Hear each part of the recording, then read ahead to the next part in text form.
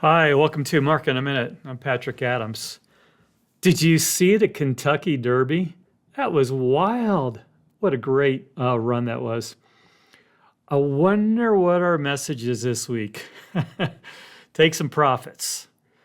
However, when oil prices drop, when the war is over and we get back to normal, we think there's a big rotation back to this stuff that's lagged recently. So we'll go through that in some detail as to what we're looking at. And we want to watch the bond market. So the bond market has a little bit of a bearish tint to it. And if it really starts to move in the wrong direction, it could cause a big problem for the overall market itself. Disclosures, again, please read this at your convenience. Okay, market update. So the bond market is leaning towards kind of the bearish side. So the 10-year Treasury at 4.4% and the 2-year at 3.9, with the federal funds rate, the higher end of the federal funds rate at 3.75. As we know, the federal funds rate is now in a range of 3.5 to 3.75. So it kind of implies that the bond market is looking for a rate increase. And the 10-year Treasury has been kind of slowly moving up from roughly 4% earlier to about 4.4. It can become a problem. So the obvious issue for the bond market has been the elevated oil prices, and to a smaller degree, the strength in the overall economy. So the economy really hasn't slowed down a lot. It's really been power driven by what's going on in AI. That's a big part of the growth in the overall economy.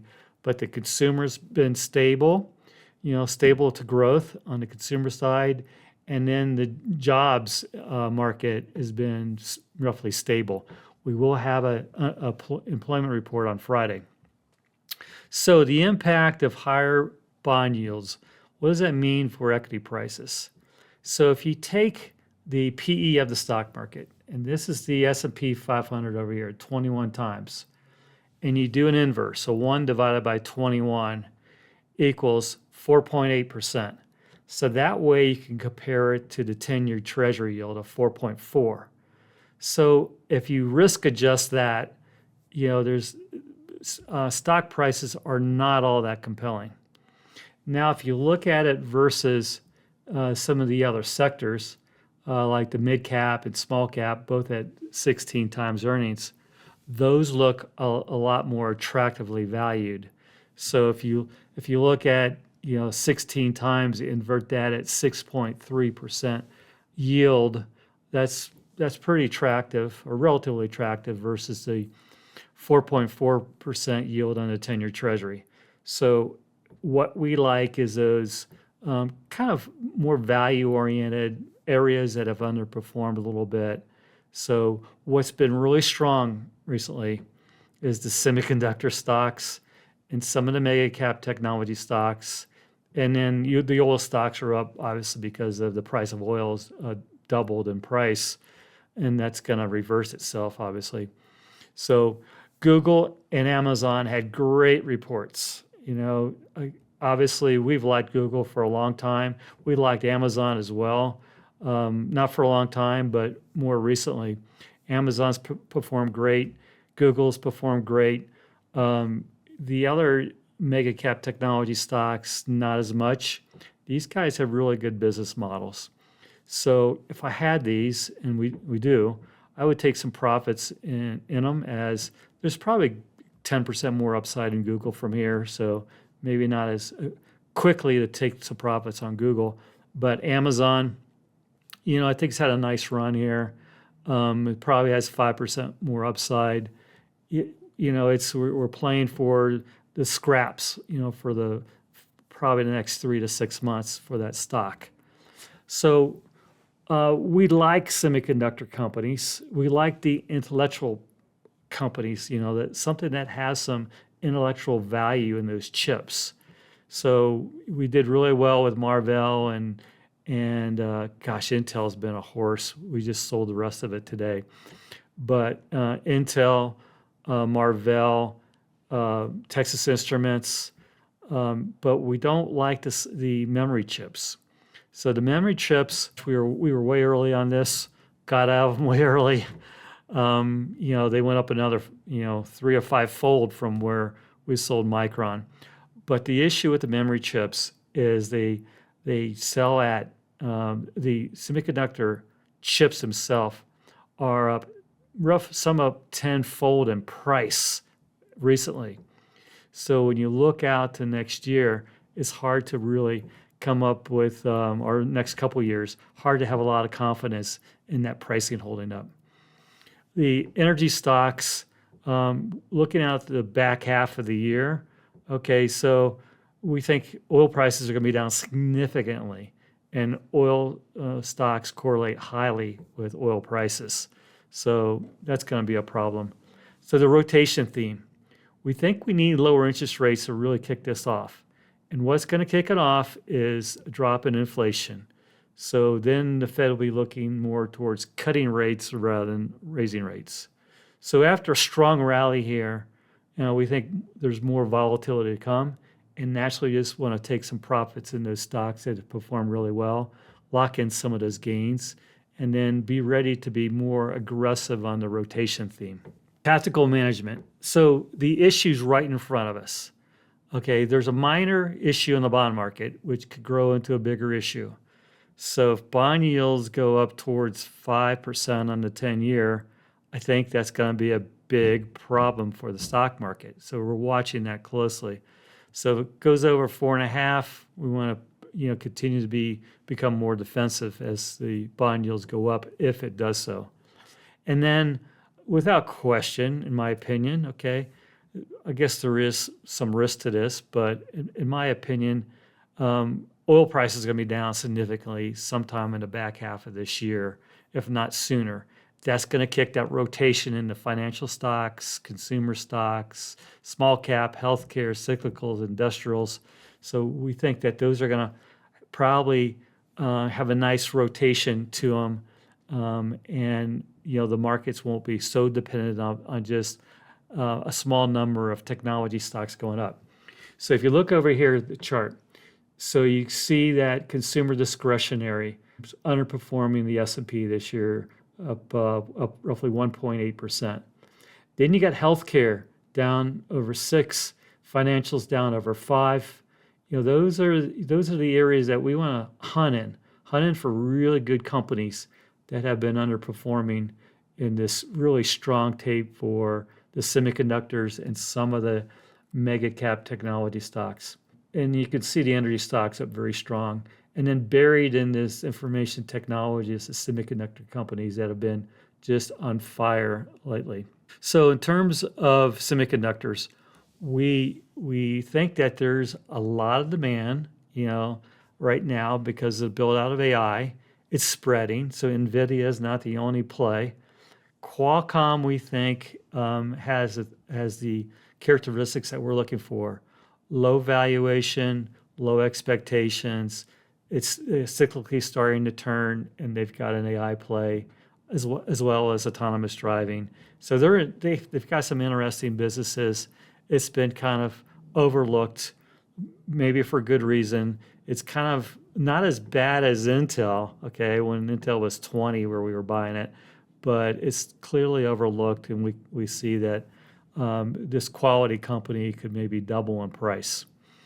And we want to be a little cute about it because we think there's a correction coming at some point in the semiconductor space, and this naturally it'll knock this stock down. Consumer discretionary stocks, Floor & Decor, FND. Okay, they reported last week. Wasn't a great report, but it looks like they're hitting bottom. Okay, so this is it's a growth company, but it has a cyclical bias to it because it's dependent upon housing. If you've never been into a Floor & Decor, you ought to go in and check it out. One of their largest stores. They're very impressive stores, but we like that one. So this stock is down from 90 to below 50. It sells at a 24 multiple, and it did sell at a 60 multiple. So we're not thinking 60 was the right valuation, and we don't think 24 is either.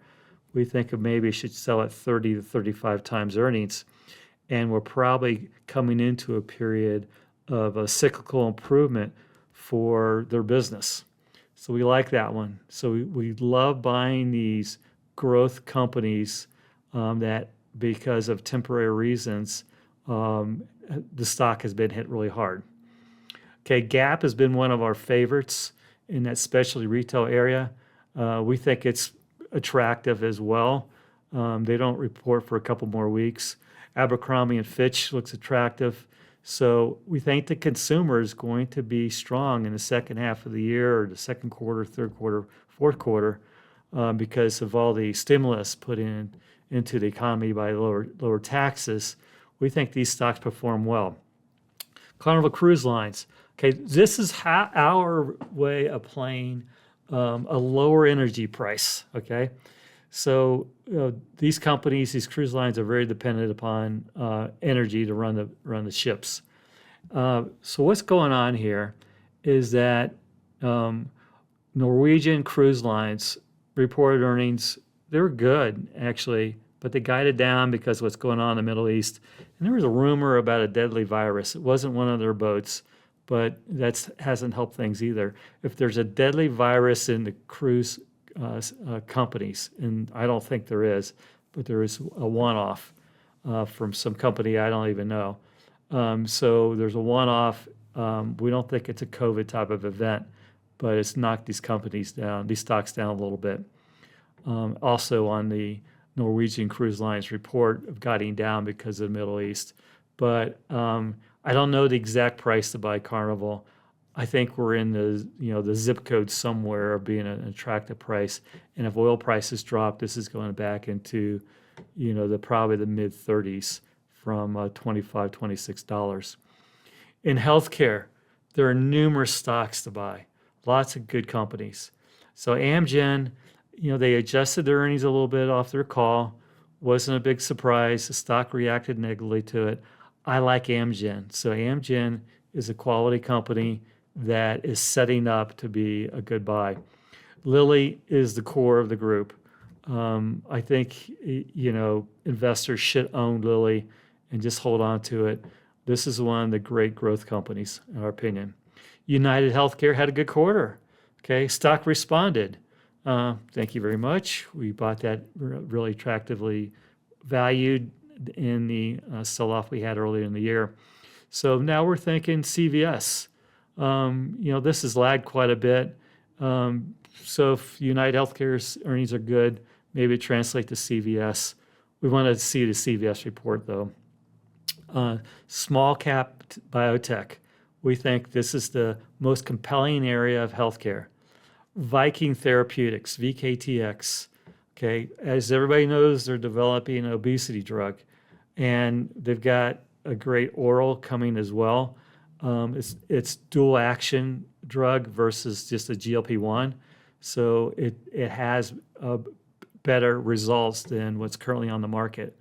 We think it's going to get acquired over the next 12 months. So maybe the market has been thinking about this for a while. The stock's pulled back a lot because nothing's happened.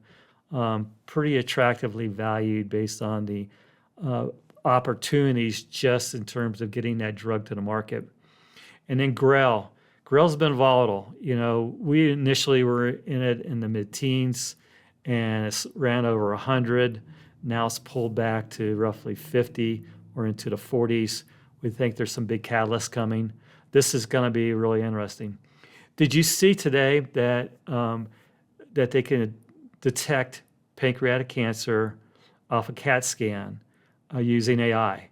So I think AI is going to play a big role in healthcare in general, and it's completely not in these stocks. If there was ever a way to play AI, it's with Grail. Grail finds the cancer earlier, and I think by using AI, you can really be more specific in the type of drugs that cancer patient needs. The financials, okay, the financials have lagged a lot. As I mentioned, down 5% year to date.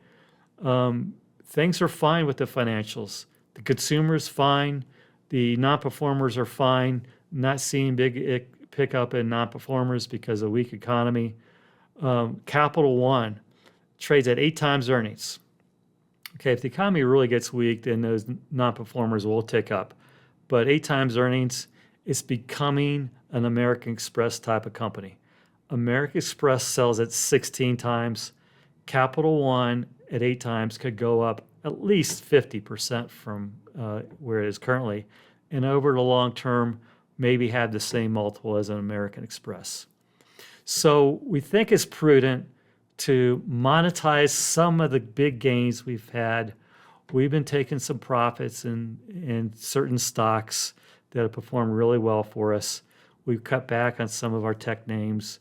And we want to be ready for when oil prices fall. It's just not going to be a tech tape anymore. It's going to rotate to outside of the technology stocks to all the things that have lagged, all the things that really benefit from lower interest rates as well.